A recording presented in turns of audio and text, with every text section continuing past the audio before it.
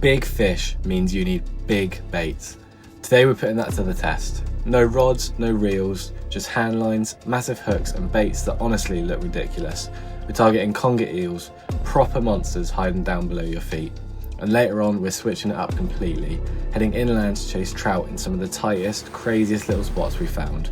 Two completely different worlds, one video. Before we can even think about dropping a line, we need bait. Not the kind we usually get, but some big frames from our mate at the local fishmongers.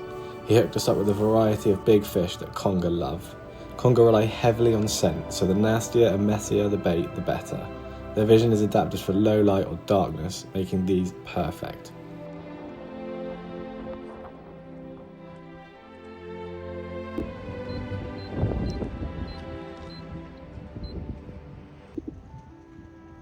So what the rigs we're going to be using today is slightly bigger hook than we've ever used really on the channel. So that's exciting. And then just some 80-pound braid there. Just on an old sort of reel spool that we're going to be using as a hand spool. So all we'll do is we'll lower it down, just hold it tight, and we might not be able to see them take the bait, but we kind of feel for it, kind of keep an eye out, and then you let them swallow it and you just yank it up and it should hook up. Just have this elsewhere, just winch it up like that sort of thing. So first things first is getting some of our bait that we've got in the bucket and getting it onto this hook so we can send it down. Now we probably don't need a weight today because what we've got there is a decent size and a decent weight, so it should hold itself in place where we need it to. But the goal is to sort of just put it down in front of the hole and wait for him to come out, take it and strike, and hopefully he doesn't back himself into the hole too much before we feel it to where we can get him out. But yeah, we need to get baited up, so let's do that now. Here's our bait here. So we've got the hake, we've also got a whiting, decent sized one, and then in there you can see a cod as well. And we've got a tiny bit of what I think is going to be a blonde ray or similar on the hook there. Yeah, so here the hole is pretty much just down here. So just lower it down.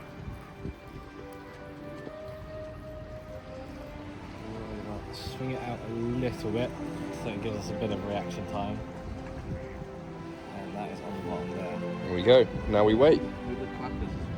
So we've just been given this hake carcass here, and we're just admiring. I've never really seen one of these before. You can see they've got two sets of teeth. So in there, there's another set of teeth. They all fold back, so I can just push them all in like that. But then if you try and pull them that way, they don't move, and they are razor sharp. I think that's so interesting. They literally flick in like that and then out. They don't go anywhere. You wouldn't want that thing to bite you. Pretty decent sized fish. We put him down here. Filleted very well. What we'll do, we'll just chuck this whole thing in and get sort of the scent out. So we know there's a hole about below us here where they sort of hang out. So literally, I'll just get this and I'll just chuck it in. Where is it? Where's the bait? Go, take it back, take it back. Come on. He's gonna find my frame. No. Here he comes. Oh no. He's found the frame. He's found the frame. There you go. That's the frame I chucked.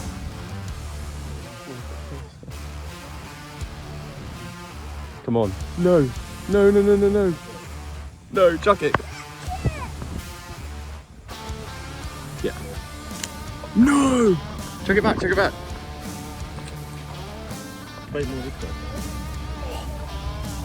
No, because he... Is he? I don't know, he's not sure. So I pull it around. No, he'll come around. A little bit on the bottom, right? That's not my bait there.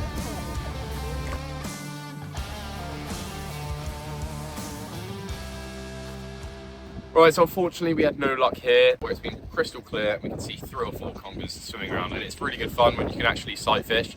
But we definitely will be back at some point soon to do this and show you guys how to do it properly. And now we're going to head straight over into the wilderness in the literal middle of nowhere.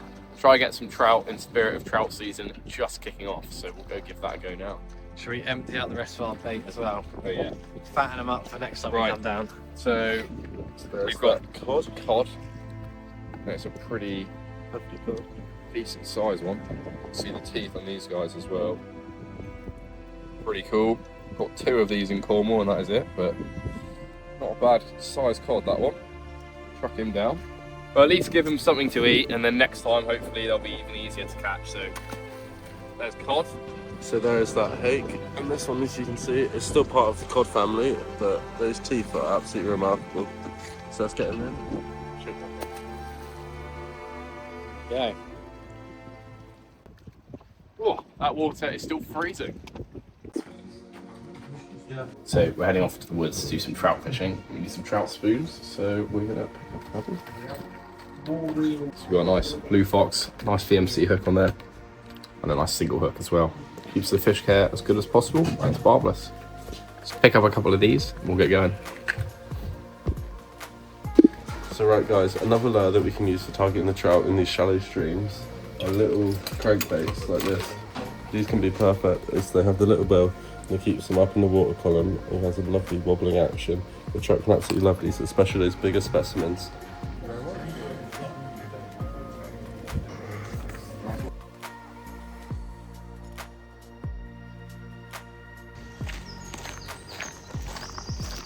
What we're doing, guys, we are in the middle of a town right now. Got a tiny little trout spoon on, little blue fox, little tranny rod. And all we're doing is flipping it up as far as we can, and then just reading it with a high tip down. It brings along like that. There you go. And they think it's like a little bait fish or a fly. And that's basically what they eat. You can try and cast if you go up, because obviously we're wading, so cast there where you're going to scoop them already, because they're going to hear you. So you cast, wade upstream, give it a flick all the way up there, bring it back. And hopefully if there's any sat there, then you've got one, haven't you? But I don't think there is for the minute. Might have to go a bit further up. There we go, first cast. Ollie has managed to hook a trout. He's tried to do you down the stream. There you go, what a stunning little brown trout. Only a tiny one, but it just goes to show you can really get beauty in miniature. What a stunner. We'll handle it with wet hands. It's very important with trout. Fish care is imperative. But if you just slowly release him there, he should swim back just fine. He fought lovely. Ooh. He's gone right under this little ledge.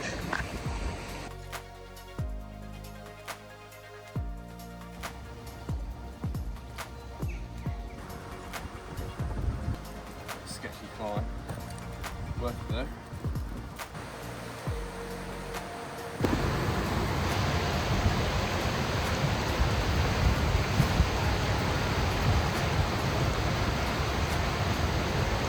There we go.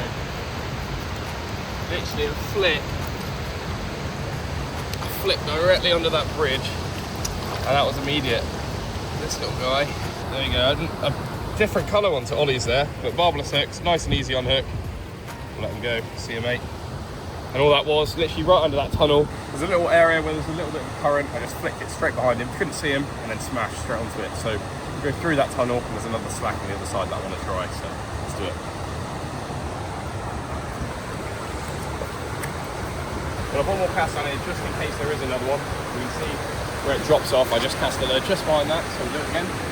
Right there, just slowly bring it through. I do suspect, given the helm wasn't a bad size, he probably was the only one sat in there. Right again. Yeah, look at that, I'd say pretty safe to go in now, and give it a crack on the other side.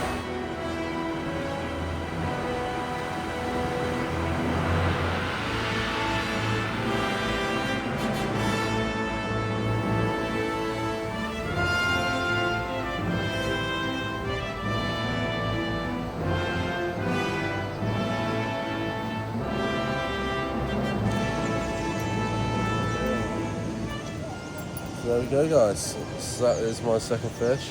Lovely little colours on him. You can see he's absolutely nailed that spinner. So I'm going to get him unhooked and get him released. Right, we'll let him swim off. There we go. Gone. I don't even know which way he went. That's so quick. The next part of the adventure took us somewhere a little bit different. A quiet stretch of river tucked behind a lovely elderly couple's garden. We knocked, had a quick chat, and they kindly gave us permission to fish. Normally we'd be wading this kind of stretch, but today it was just too deep. So we stayed on the bank, picking apart the water from above. It looked perfect. Clear flow, good depth, the kind of place you just know fish are holding. And they were. Lots of hits, proper takes, but we just couldn't seem to stick them. Yeah. No! How am I not on? No. No!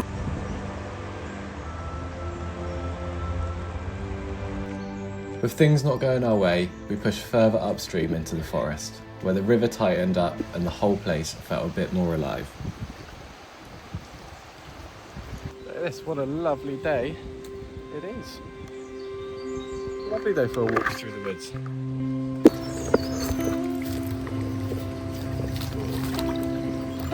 Stunning little brown trout. That's nearly the same size as his head, but shows how aggressive they are. Beautiful colours on him. Just look at that red and white on that fin. Absolutely stunning. Let's get him released. There we go. Stunning trout. There's some in the water. I'm sure it's going to shoot off. There we go.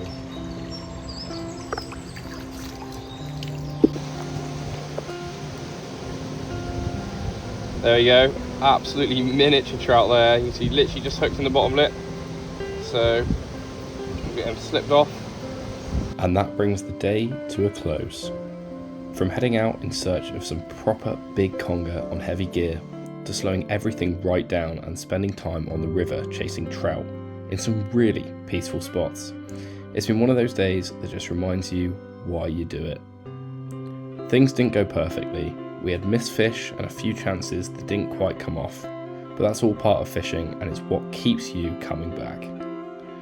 It ended up being another day of hiding from the wind, but sometimes that's exactly what leads you to these kinds of sessions, finding quiet stretches of water, taking it all in, and just enjoying being out there.